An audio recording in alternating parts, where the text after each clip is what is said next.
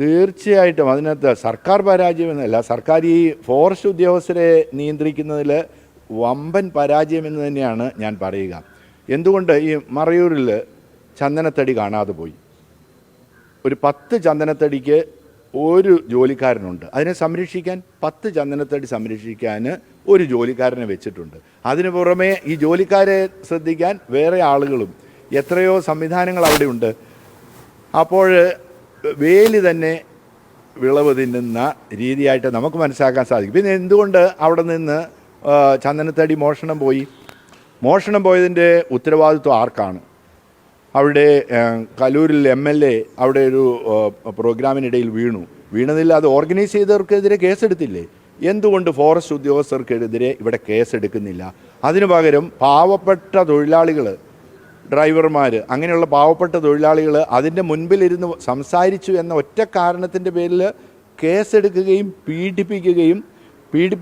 പീഡിപ്പിക്കപ്പെട്ടവരെ സഹായിക്കുന്നവരെ പീഡിപ്പിക്കുകയും ചെയ്യുന്ന ഒരു നിയമം, ഒരു കാട്ടുനീതിയാണ് ഫോറസ്റ്റ് ഉദ്യോഗസ്ഥർക്കുള്ളത്.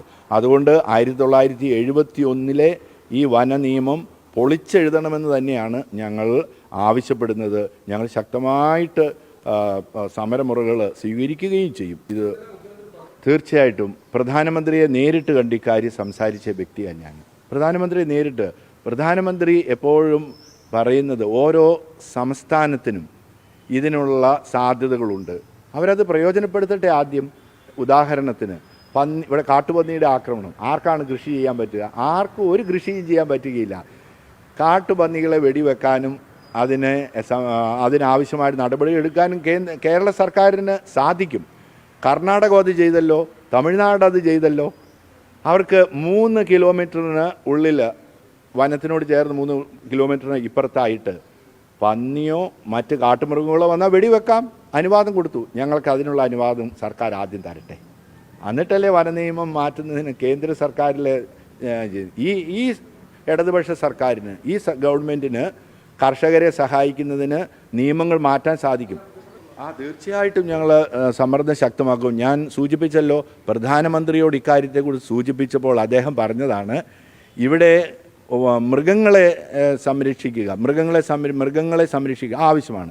കർഷകരെ സംരക്ഷിക്കേണ്ട ആവശ്യമാണല്ലോ.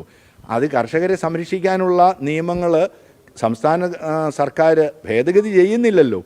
തുടർന്നല്ലേ ഈ 71 നിയമം ഭേദഗതി ചെയ്യേണ്ടത് എന്നാണ് പ്രധാനമന്ത്രി അന്ന് ഞങ്ങളുടെ പ്രതിനിധി സംഘം സന്ദർശിച്ചപ്പോൾ ഞങ്ങളോട് പറഞ്ഞത്. അപ്പോൾ ആദ്യം സർക്കാർ ഇവിടെ ആത്മാർത്ഥത കാണിക്കട്ടെ, അതിനുശേഷം നമുക്ക് അടുത്ത സ്റ്റെപ്പിലേക്ക് കടക്കാം. ഞങ്ങൾക്കിപ്പോൾ ഞങ്ങളുടെ നിയമമുണ്ട്, പറമ്പിൽ കയറുന്ന മൃഗങ്ങളെ കൊല്ലാം, പ്രത്യേക അനുമതി. അതിന് തോക്ക് വേണ്ടേ കൊല്ലണമെങ്കിൽ? തോക്കിന് ലൈസൻസ് തരികയില്ല, സർക്കാരിന് ലൈസൻസ് തരാമല്ലോ. ഞങ്ങളുടെ കർഷകർക്ക് സ്വയം ജീവൻ്റെ രക്ഷയ്ക്ക് വേണ്ടിയിട്ട് ലൈസൻസ് തരാമല്ലോ. അതിന് ആ ലൈസൻസിന് അപേക്ഷിച്ചാൽ ഒരിക്കലും തരികയില്ല ലൈസൻസ്. അതാണ് ഞങ്ങളിവിടെ ആരംഭ കാലഘട്ടത്തിൽ ഈ പ്രദേശത്ത് താമസിച്ചപ്പോൾ ഞങ്ങൾക്ക് അവിടെ വന്യമൃഗങ്ങളുണ്ടായിരുന്നു. പക്ഷേ ഞങ്ങളുടെ പറമ്പിൽ കയറുന്ന വന്യമൃഗങ്ങളെ ഞങ്ങൾ അതുപോലെ ഈ തോക്കുപയോഗിച്ച് ഞങ്ങൾ പ്രതിരോധിച്ചിരുന്നു. ഞങ്ങൾക്കന്ന് സാധിക്കുമായിരുന്നു. എന്നാൽ അടിയന്തരാവസ്ഥ വന്നപ്പോൾ തോക്കുകളെല്ലാം സബ്മിറ്റ് ചെയ്യാൻ പറഞ്ഞു. പിന്നീട് ഒരിക്കലും ഞങ്ങൾക്ക് അതിൻ്റെ അനുവാദം തരുന്നില്ല. ഞങ്ങളാരെയും ആക്രമിക്കാനൊന്നും പോകുന്നില്ല. ഞങ്ങൾക്കെതിരെ വരുന്ന കാട്ടുമൃഗങ്ങളെ, ഞങ്ങളുടെ വീട്ടിലേക്ക് കയറി വരുന്ന ആ കാട്ടുമൃഗങ്ങളിൽ നിന്ന് രക്ഷ നേടാനുള്ള അവകാശം ഞങ്ങൾക്കില്ലേ? അപ്പോൾ ഈ സംസ്ഥാന സർക്കാർ ആദ്യം അവർക്ക് ചെയ്യാൻ പറ്റുന്ന കാര്യങ്ങൾ കർഷകർക്ക് വേണ്ടി ചെയ്യട്ടെ. അതിനുശേഷം നമുക്ക് 71 നിയമം മാറ്റുന്നതിന് നമുക്ക് അവരോട് ആവശ്യപ്പെടാം.